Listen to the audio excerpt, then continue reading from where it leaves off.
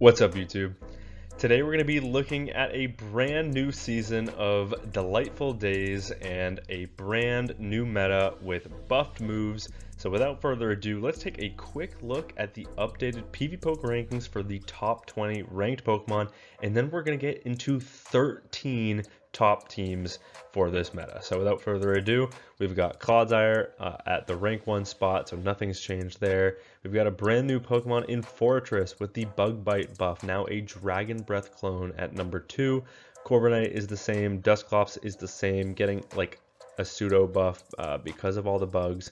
And there is Gliscod at number 5 with the buffed Fury Cutter. Fury Cutter now a Psywave clone, but it does get stab on Gliscod. We've got Corsola, and then we've got Samurott at number 7, also with Fury Cutter. We've got Shadow Gligar at 8 and regular Gligar at 10, both with Fury Cutter, just jump pluff right in between. The Shadow, we've got Jellicent as a great core breaker at number 11, Mandabuzz at 12, Diggersby at 13, Lapras at 14, Fury Cutter Shadow Metang at number 15, Clodsire, but this time with Stone Edge at 16, Steelix, Shadow Dust Noir, Carbink, and Stunfisk. So without further ado, let's get into these teams. So the very first team that we're going to look at is Fortress, Shadow Dragonite, and Jellicent. Fortress on its own just looks like an incredibly strong Pokemon next season. Although I'm not absolutely convinced that this is the best moveset for it. I think Bug Bite with Stab does kind of make sense, but to me that makes it seem like you'd rather run the Shadow, and then instead of Earthquake, maybe run Sand Tomb. So I'm going to experiment with both the non-Shadow with Rock Tomb and Earthquake, as well as the Shadow with Sand Tomb instead of Earthquake. And just see how that plays out, because Sand Tomb lowers the defense, and with Shadow, Stab, Bug Bite, I think that would do incredible damage. I also think it's going to play very similarly, the non-Shadow that is, to how Altaria used to play, because Altaria was a bulky Pokemon. It had Dragon Breath.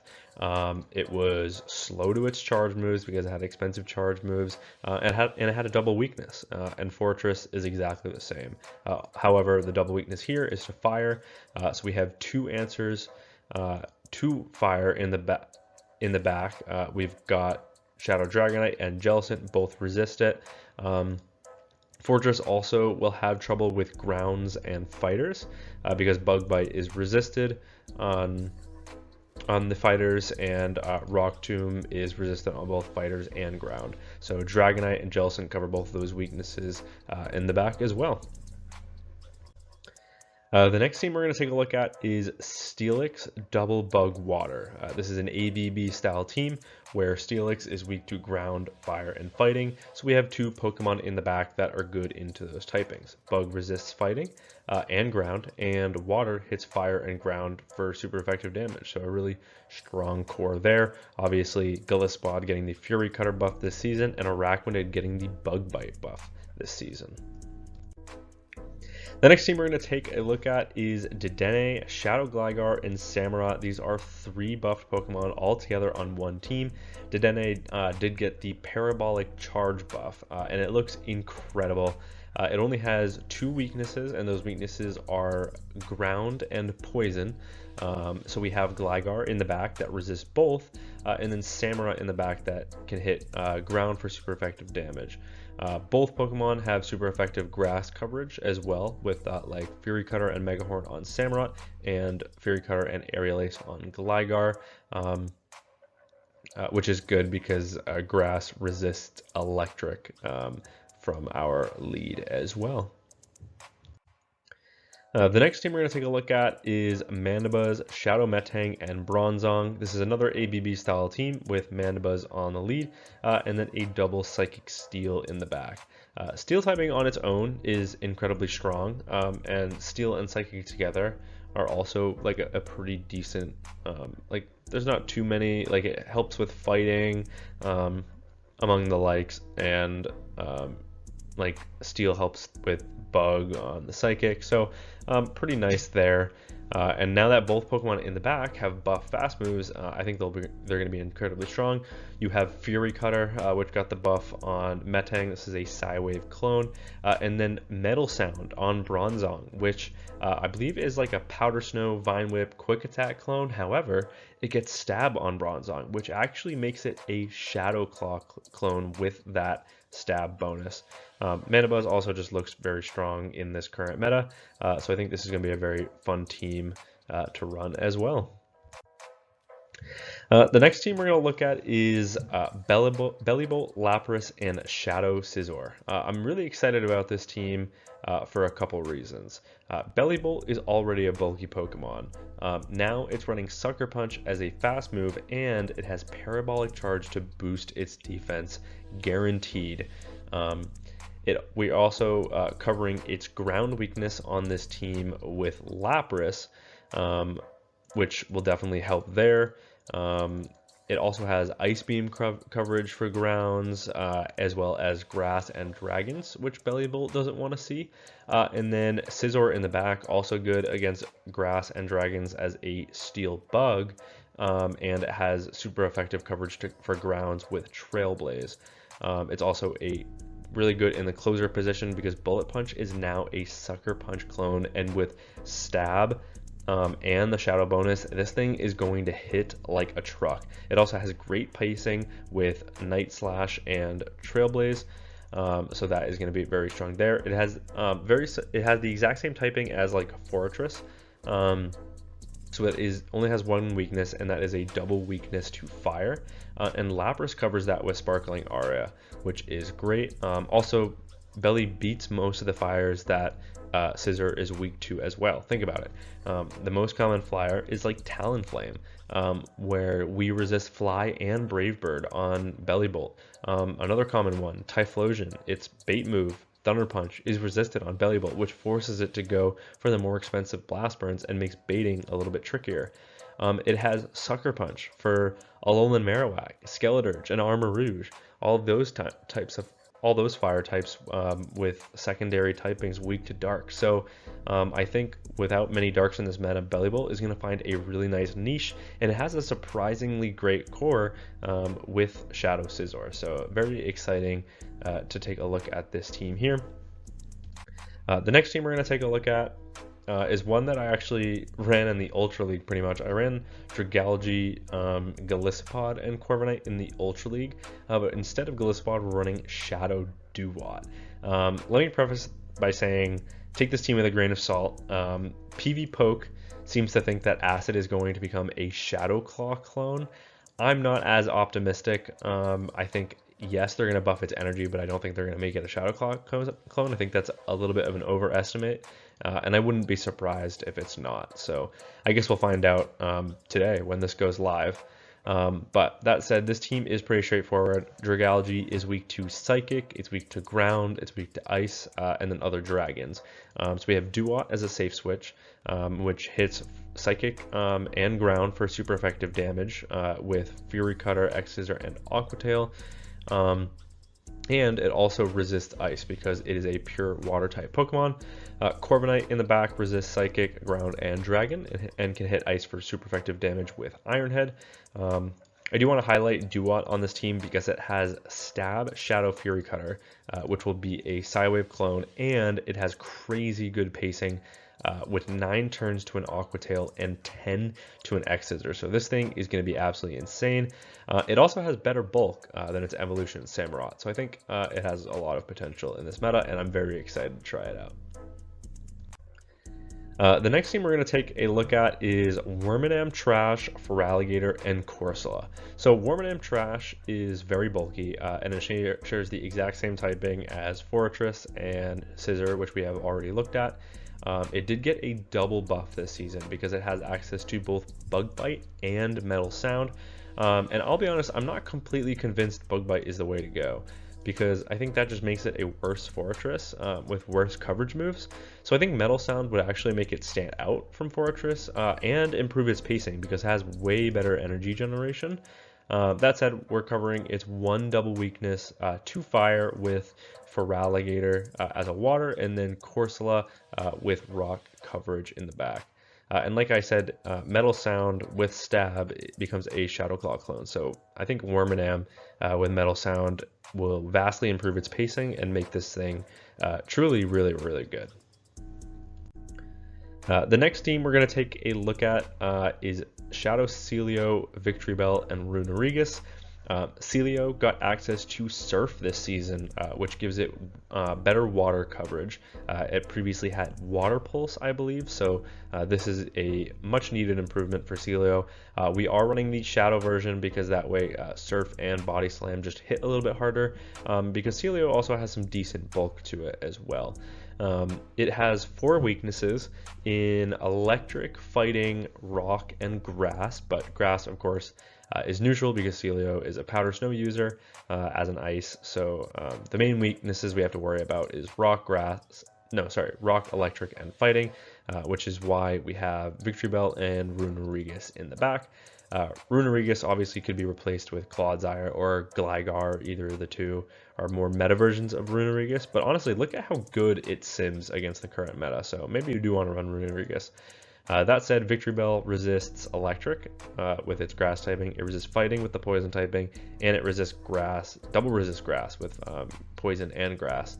And it hits Rock for super effective damage with Stab Leaf Blade. So this thing is going to be very strong.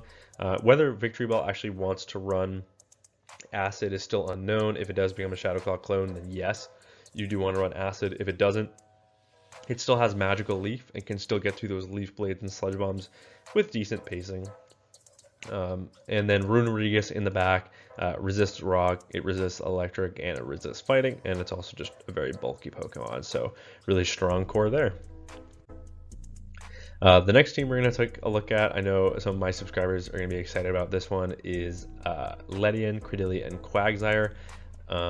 Ledian has always been like right behind the curve. It's always just like one move short of being meta, and I think this season it finally has a chance at least. It finally gets access to a buff fast move in Bug Bite. However, that doesn't really help its pacing that much. As you can see, Aerial Ace 14, Dynamic Punch 15. Fortunately, it does have great coverage for its charge moves, and it is extremely bulky. It does, however, have 5 weaknesses that you have to cover: Electric, Flying, Rock, Fire, and Ice. Credillia resists Electric and has super effective coverage into Flying, Rock, Fire, and Ice, which makes it a pretty solid safe swap for this team. I don't expect to see too many Ice, which is why I think you can run with this team.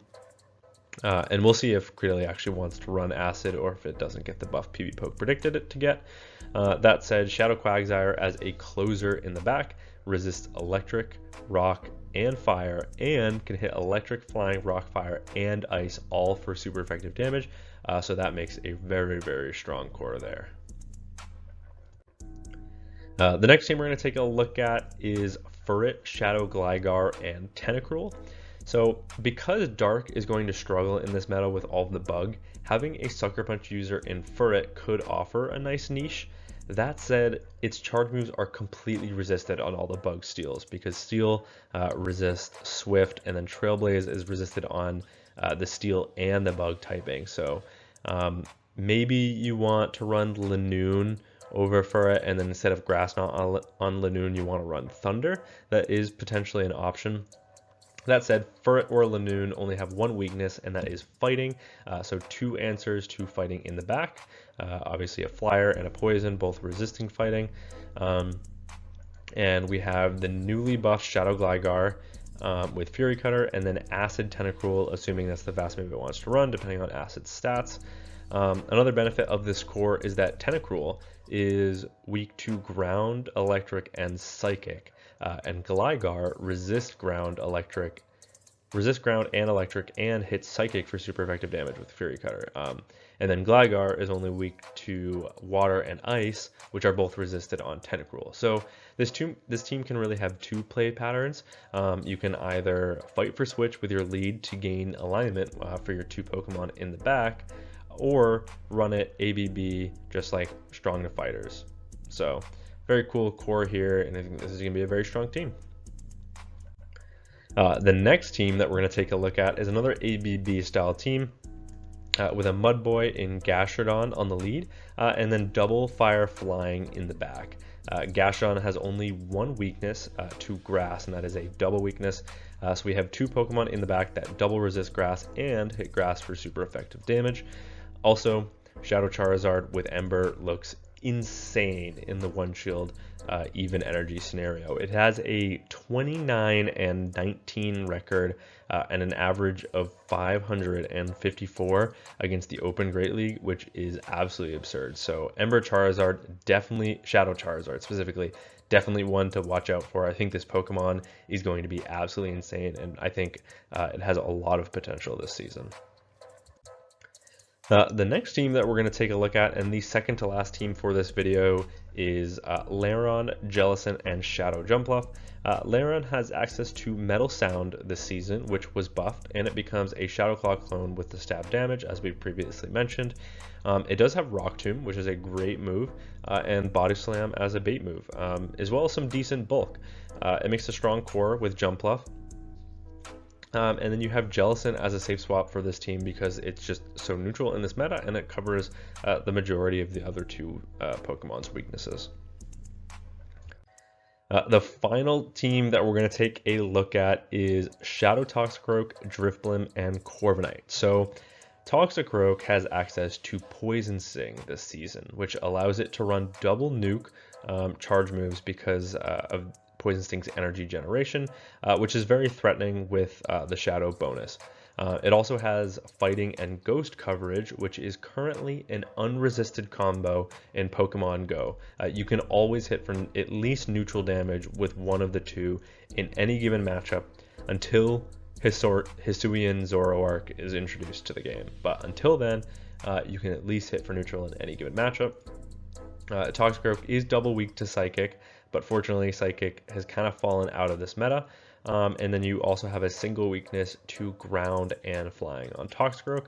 So we have Corviknight in the back, which makes a great core there because it resists ground and flying and Psychic. And then Drifblim hits Psychic for super effective damage with Hex and Shadow Ball. As well as resisting ground, double resisting ground, and it has super effective coverage for grounds and flyers with Icy Wind, making it a great safe swap for this team. And look at this, it also sims pretty great against the current meta. So yeah, that is 13 top teams for you to try out early on in the season. I'm very excited to see what this season has in store. If you want to submit battles to the channel, please do. I'm going to be taking a look at all of the new Pokemon with buffed moves, and if you think any have fallen through the cracks or something that I haven't shown in this video and you want to showcase it on this channel, just submit some battles or just let me know in the comments below and I can definitely take a look. But that's gonna be it for me from this video. Thank you all so much for watching, and until next time, peace.